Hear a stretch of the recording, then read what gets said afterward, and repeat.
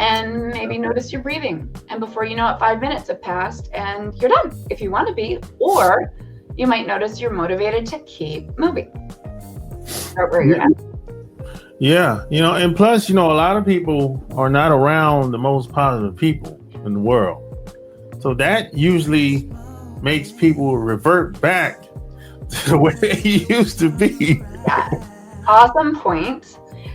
We do also spend a lot of time looking at our relationships and learning how to set boundaries in relationships that aren't healthy for us. And, we're not always able to just cut negative people out of our lives or people that influence us negatively. That was Tamara Zoner, an award-winning speaker and coach, on a mission to create greater happiness in the world by teaching individuals and groups the actions and habits of happiness. Keep listening if you want to live a better life. Welcome to another episode of the Online Marketing Secrets Podcast with your host, Lopez. So like and share this episode, and let's get started. Sit back and relax and get ready for another exclusive episode of the Online Marketing Secrets Podcast with Lopez. This episode is sponsored by FindFlightsAndHotels.com. Looking for the perfect summer vacation destination for you and your family? FindFlightsAndHotels.com has got you covered. From tropical beaches to cultural adventures, our brand new travel website is your one-stop shop for booking the unforgettable family vacation you've been dreaming of. Discover amazing deals, top-rated accommodations, and unbeatable flight options, all in one place. Say goodbye to stress and hello to endless fun in the sun. Don't miss out on creating cherished memories with your loved ones this summer. Visit FindFlightsAndHotels.com now and start planning the getaway of a lifetime. So, where are you from? I am from the general Metro Detroit area, so a little town called Commerce Township. Oh, nice. Yeah, I haven't been in that area a lot over the years, but I've been close. I've been Indiana, Illinois. Yeah. That part of the Midwest. So yeah, not so much, but I've had friends that live in that neck of the woods. Mm-hmm. Yeah. So how'd you get into I guess I would say the coaching space, personal development world? How'd you get started? I love that question because I was always interested in psychology. I minored in psychology in university, and family studies was my major. And then I got married and moved far away and never used any of it until I needed it. So I found myself really deeply unhappy, and I tried everything externally I could to fix my marriage or connect with my partner, and none of it worked. So ultimately I started turning inward and seeking different tools of personal growth and development, and reading all sorts of books and stepping right back into that world. And those tools helped me so much, and my life changed from this really miserable state of being to one of joy and fulfillment and fun and love. And I wanted to share that because I thought, well, there's too many of us in the world who don't love our lives, who are just like getting through, and that's not what it's supposed to feel like. And now I feel like this, and I want to show people how I did it and help them get there faster than I did, frankly. And so that's how I got into it. Oh, nice. Yeah, I can relate to that because, when I was in my 20s, I had, I was making way more money than I'm making now. And I had the cars, jewelry, the clothes, women everywhere. But I still wasn't happy. Yeah. I still was, some days I felt depressed. Some days I was like, hey, why am I I'm on vacation and I'm feeling like sad all the time. I'm like, yeah. And then people will look at me, they like, hey man, it seems like you like living the life you want. You seem happy, but I wasn't, Right. Because the external stuff, it's just stuff. That's it, really. It It didn't do anything for me until I turned inside. And then that's when I was like, oh, okay, I understand. That's just insecurities. That's all it is, really. Yeah, it's trying to fill a part of us that can't be filled by material possessions or even other people necessarily. We have to do that internal work so that we can feel that centered peace, well-being, no matter what's happening in our lives. And we are the ones filling those holes for ourselves. Exactly. Yeah. So how did you even know there was even a space to even teach people or show people? Well, so at the point in my marriage where we were kind of trying wild things to reconnect, we opened a wine store because my ex-husband is French. So we thought, well, we both love wine, so we'll start a wine store. He left his job and we had 3 little kids, so I wasn't working at the time. And we'll do this thing to connect. And I got to be the networker of the business because he doesn't really like being around other people. So I would go to these different networking events. And at one of them, I traded business cards with a woman named Michelle. And her card read Certified Passion Test Facilitator. And I didn't know what that was. I'd never heard of it before, but my whole body was dinging bells going, this. And so we met for coffee another day, and she told me about this process of getting really clear on what you want life to look and feel like. And so before I'd even, gone through the process with her, I signed up to become a facilitator of this passion test. And it blew my mind and heart open. And so that's where I kind of stepped into, people can make a living from helping other people. People can come together, and there are people in the world who actually care about more than just the money and the cars or how things look. And they come from this deep centered place, and that really attracted me. So I went to the training, I met amazing people, I started utilizing the tools that I learned, and that just connected me to more and more and more and more people. Now, then I got divorced and needed to put food on the table, and I wasn't making enough at the time to support my 3 kids. So I went looking for a job, but I did it from this place of how did it feel? How did I feel about even the job posting? How did it light me up? Did it inspire me? Or did it make me feel I don't want that? And so I responded to a few, and by the time they called me back, I didn't even remember what I had applied for or anything. But I go to the senior community that was down the street from my house, 5 minutes from where I was living. And I ended up talking to almost every single department head and found my fit in life enrichment and activities and senior living. And it was so much fun. It's really the best job there is in senior living. And then eventually I moved to another community as their director of life enrichment. And what I was doing was the same, right? My purpose was the same. Mm-hmm. Whether I was coaching or speaking or working in the senior living community, it was to inspire people to love their lives, to take action that supports feeling good.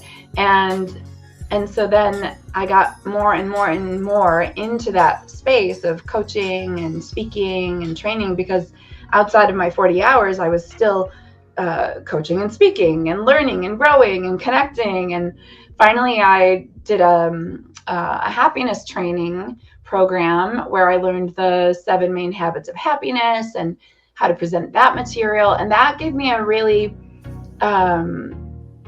tangible thing. The science of happiness is something people are curious about.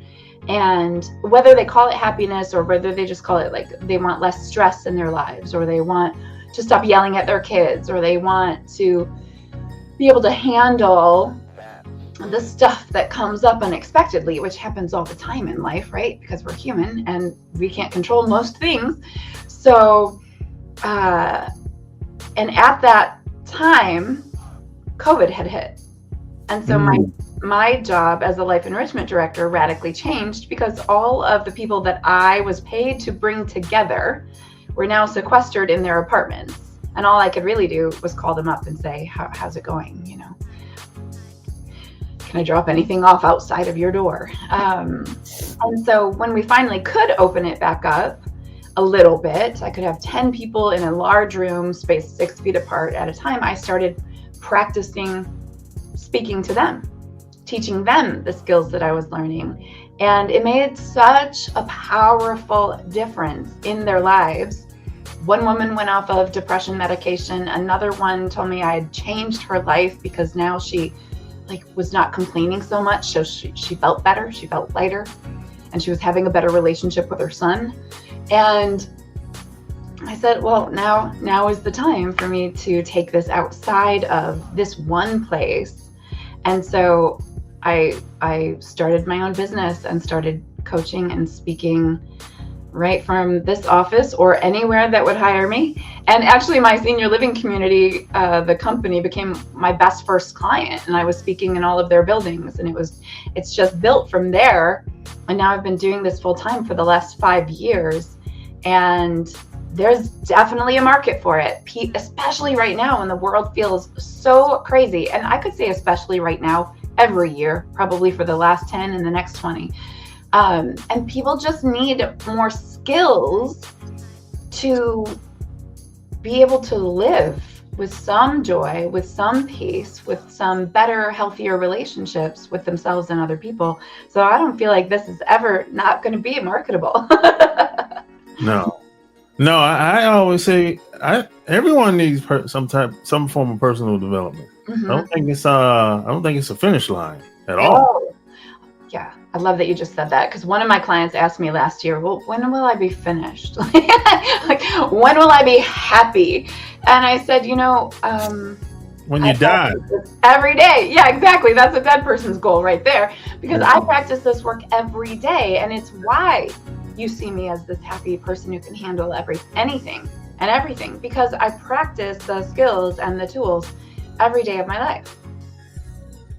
Yeah, exactly. That's why I always say, that's why I don't really worry about, of course I have my opinions about who's the president, who's the governor, and who's the mayor, and sure, and who's in office, but I don't really, I'm like, look, regardless of what policies, laws are passed, look, I just find a way around it.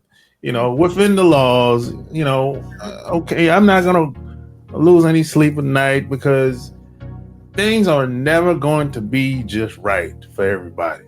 That's just how it is. That is the truth. And those things change all of the time. Yeah. So, or at least every few years, right? So if we can do the inner work that helps us handle that change, so that we can feel peace and well-being no matter the circumstances out there, that's the key.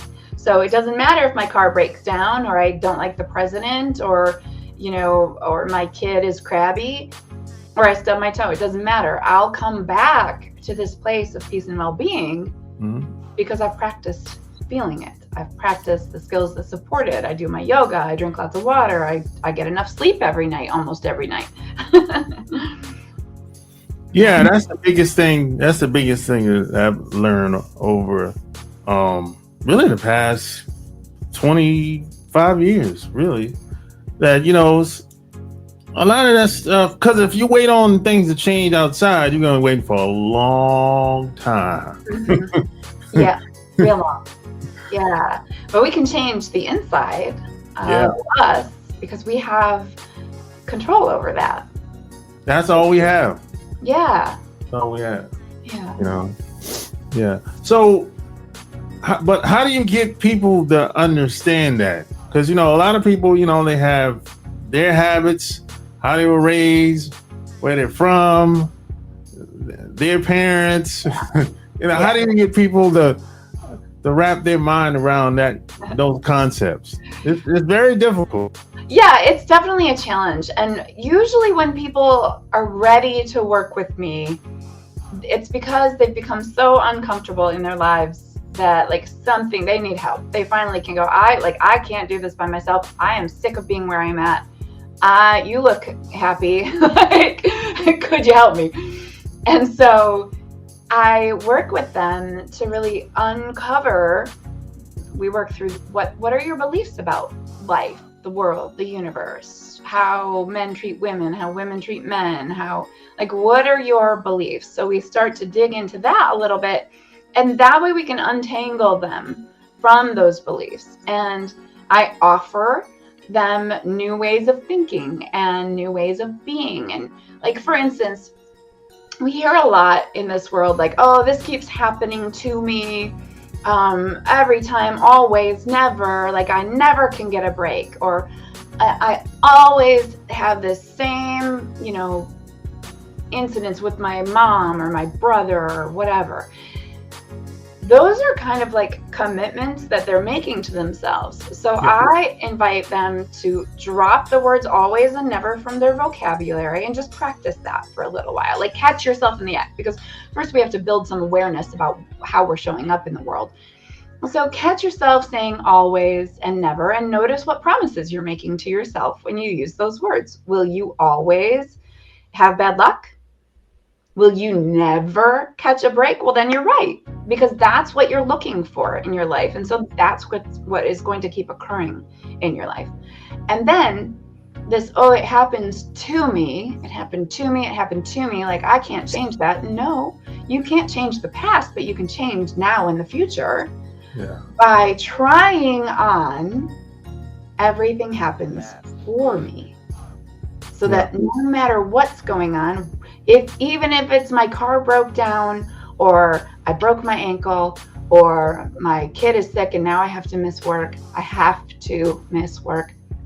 No, you don't. You choose to.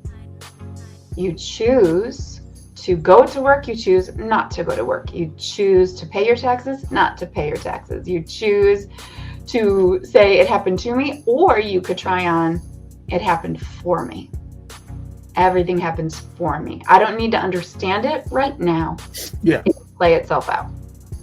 Yeah. I like that. I remember when I was growing up, my parents used to always say, "Hey, I just want you to do the best that you can." That was always the first thing that they asked me. Is it, did you do your best? I love that. I say, now if the answer was no, I'm like, why not? Why you didn't do your best? What happened? Tell me what, they want to know details then, So I feel like, when things don't go our way, or at least in the way that we think it's supposed to go, or not go, depending on the circumstances. I mean, all you can kind of do is just do the best you can with what you have and where you at. Instead of, if you beat yourself up, that doesn't help either. It does not help. And in fact, research shows that if we beat ourselves up, we're less likely to continue a new behavior, a new habit, something that we want, like losing weight or getting fitter or eating healthier. If we beat ourselves up for failing, then it's more likely that we'll fail. But if we practice some self-forgiveness and we say, well, today didn't go the way that I wanted to, tomorrow I'm going to try, I'm going to be better. I'm sorry to myself for today, and I have a goal for tomorrow. I'm going to try again. Then we're more likely to actually start succeeding. And I like to work with baby steps. So I don't expect you to run a marathon tomorrow and eat only salad or vegetables. Mm-hmm. What tomorrow I would suggest is you walk around your house 3 times. How about that? Yeah. If you do it, now you're successful. Now you feel that sense of achievement, of success. I did it. And it might not be a big deal. But for some people who haven't gotten off the couch in a year, walking around your house 3 times is huge. Yeah. So, or adding in 1 piece of fruit or 1 vegetable into your dinner, and maybe taking away 1 piece of bread. If we do small changes each day, then we're more likely to sustain those changes. And it's building little habits, little changes that stack, build, so that 6 months from now or a year from now, you look back and go, holy crap, I can't believe I did that. Look at me now. And that feels really good. But most people want this quick fix, this, today I'm 180 pounds and tomorrow I'm 120. That doesn't happen. That's not That's not real life. That's impossible. So let's the little things add up to big things. Yeah. Yeah. And like, let's take weight loss. There's, I don't know, probably thousands of weight loss programs out here at this point. Yeah. Right. And if you really do some research, most people fail on those programs because those programs are based on you got to make some change within a week. Right. Some big change. You're telling somebody, hey, you got to cut out the pork, cut out the high fats. You got to completely change your diet within a week. And most people are not going to be able to change that and keep that up consistently. That's why I say the little things add up to big things. 100%. And those changes, maybe we could manage to do them for 3 weeks or a month. But as soon as we hit that weight goal that way, we go right back to eating how we used to, and the weight comes right back on. So we have to make small changes, because it's where do you want to be 6 months or a year from now? And are you willing to pull back and do it sustainably, one little step at a time, so that you can stay in your health? You can keep eating anything you want to. Just add in a walk, add in a vegetable, take out one instead of seconds, just only ever have the first. We can find lots of different ways to tweak. So when I work with my clients, it's very focused on what's going to support you, what's the change you want to make, and then what little habits can we begin to. I've even had clients start doing yoga in bed. If they're finding it difficult to get to yoga class or to find that half an hour in the day, I say, start where you're at. Just start stretching. This stretch is literally a yoga pose. Let's just stretch. And maybe notice your breathing. And before you know it, 5 minutes have passed and you're done if you want to be. Or you might notice you're motivated to keep moving. Start where you're at. Yeah. And plus, a lot of people are not around the most positive people in the world. So that usually makes people revert back to the way they used to be. Yeah. Awesome point. We do also spend a lot of time looking at our relationships and learning how to set boundaries in relationships that aren't healthy for us. And, we're not always able to just cut negative people out of our lives or people that influence us negatively, but we can learn to set some healthier, clearer boundaries, and then we practice supporting those boundaries. And it's pretty amazing. I've had clients who have never set a boundary, and within a few months they are practicing those and noticing their relationship, first of all, with their own self-respect change, and second of all, people are starting to say, well, you're different, and they may or may not like that, but if they are good forces in our lives, they will support that, they will respect that, instead of trying to sabotage us, so that we go back to the way that makes them comfortable. Yeah, that's true. It's sometimes it's not it's not what you eat, it's what you hear, it's what you see. All that plays a big part. Yeah. Yep. What you watch, what you read, what you listen to, who you're talking to, all of those ways that we nourish or don't nourish our brains and our bodies, all of those factors come into play when it comes to our well-being. And so I have pretty strict rules for myself about when I'm exposed to the news and how close to my bedtime I'll watch anything that might have some violence or negativity, because we really want to protect our brains, because our brains believe anything. Yeah. Our brains don't know the difference between what is real, remembered, or imagined. So if we're putting it in there, it believes that it's true. Even if it's some science fiction, or zombie apocalypse, the subconscious mind is a little silly, and it's I guess this is life now. And so it's scared all the time.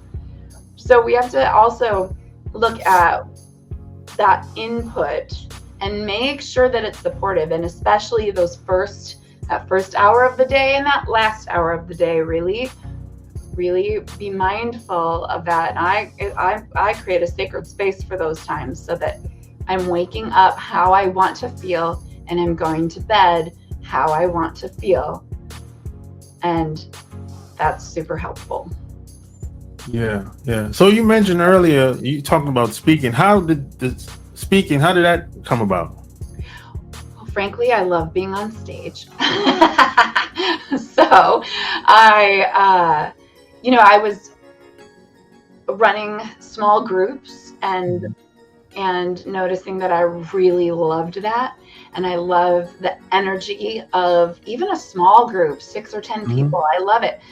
And then give me a room full of people. Like when I was working in life enrichment, sometimes I would be in front of 50 or 60 people, even if I was introducing an entertainer or a speaker, and I just love that. Or maybe I was the entertainer or the speaker. So sometimes I would sing for my residents, and then I started presenting the skills and habits of happiness to my residents, and I just love it so much. And so that evolved from there. And I had a friend who was a professional motivational speaker, and he and we actually started my podcast, Spirit Cafe, which isn't releasing any new episodes currently, but it's still out there.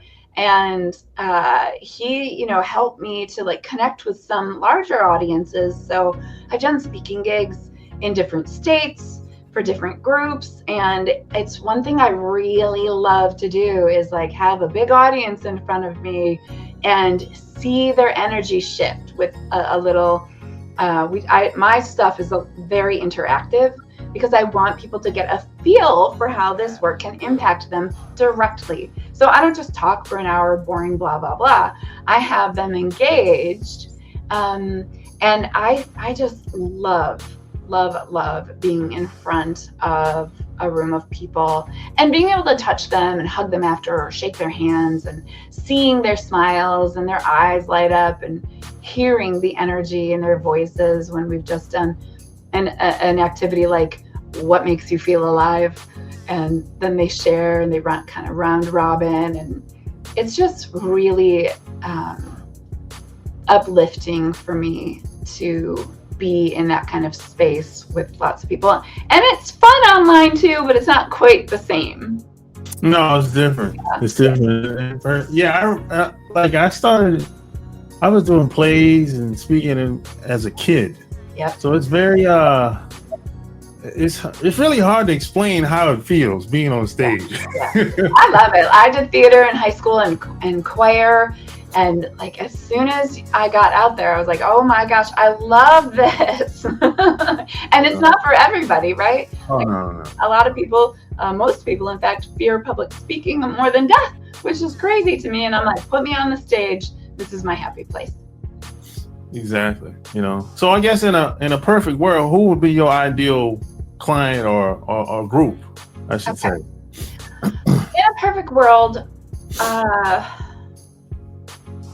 my ideal client is typically a woman, though I also enjoy working with men, but a woman who's ready to do the work, who has grown sick of her own excuses, and she really wants life to change. And so she'll do what I put in front of her, and she'll come back and she'll tell me all about how it worked. And this could be usually what I work with people in some form of transition. So either they're fresh out of a relationship or a career change, or they've just moved, back to Michigan.